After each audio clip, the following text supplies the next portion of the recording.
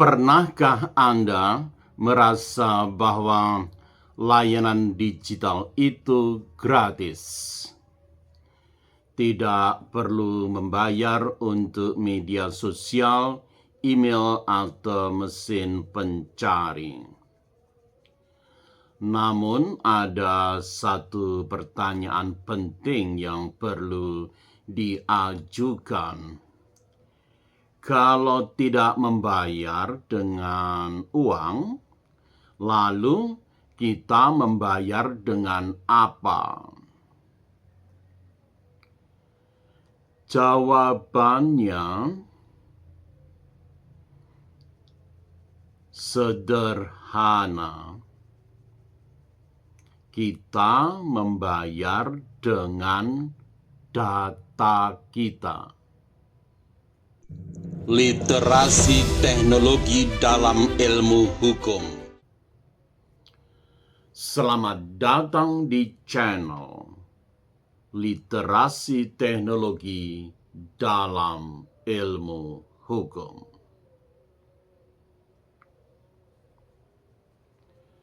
Tema hari ini, privasi di era data. Apakah data kita masih milik kita? 1. Jejak digital, data yang kita tinggalkan setiap hari. Setiap aktivitas digital meninggalkan jejak, seperti pencarian di internet, lokasi yang kita kunjungi, video yang kita tonton, bahkan durasi kita berhenti di satu konten. Platform seperti Google, Meta Platforms, dan TikTok mengumpulkan data ini secara terus-menerus. Tanpa disadari, kita membangun profil digital diri kita sendiri. 2. Ilusi persetujuan, klik yang mengikat. Ketika menggunakan layanan digital, kita hampir selalu diminta untuk menekan tombol "saya setuju" atau sejenis dengan itu. Secara hukum, ini merupakan bentuk persetujuan. Namun dalam prakteknya, kita jarang membaca syarat dan ketentuan. Kita tidak bisa menegosiasikan isi kontrak, dan kita tidak benar-benar memahami dampaknya. Pertanyaannya, apakah ini benar-benar persetujuan yang bebas? 3. Data sebagai komoditas dan kekuasaan. Data yang kita hasilkan tidak berhenti pada satu penggunaan. Data tersebut dianalisis, dikombinasikan dengan data lain dan digunakan untuk memprediksi perilaku kita. Hasilnya, iklan yang sangat personal, rekomendasi yang tepat sasaran, bahkan potensi untuk mempengaruhi pilihan kita. Disinilah data berubah dari sekedar informasi menjadi sumber kekuasaan. 4. Privasi dari rahasia menjadi kontrol. Dahulu, privasi sering dipahami sebagai menyembunyikan sesuatu dari orang lain.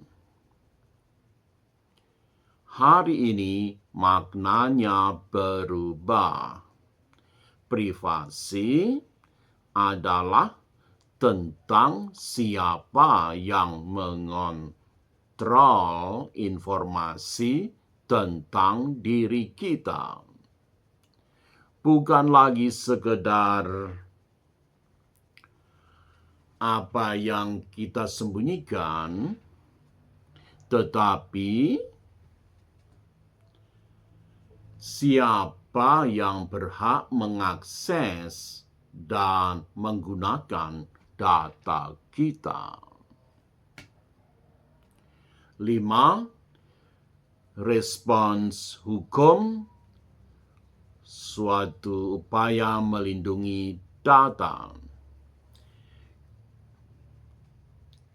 Berkaitan pentingnya data, berbagai sistem hukum mulai merespons. Salah satu contoh adalah General Data Protection Regulation di Uni Eropa. Regulasi ini memberikan hak kepada pengguna seperti hak untuk mengetahui penggunaan data, hak untuk mengakses data, dan hak untuk menghapus data. Hal tersebut menunjukkan bahwa data bukan sekedar aset ekonomi, tetapi juga bagian dari hak individu. 6. Tantangan nyata, hukum versus teknologi. Meskipun regulasi berkembang, tantangannya tetap besar. Bahwa data bergerak lintas negara, teknologi berkembang sangat cepat. Dan model bisnis platform bergantung pada data.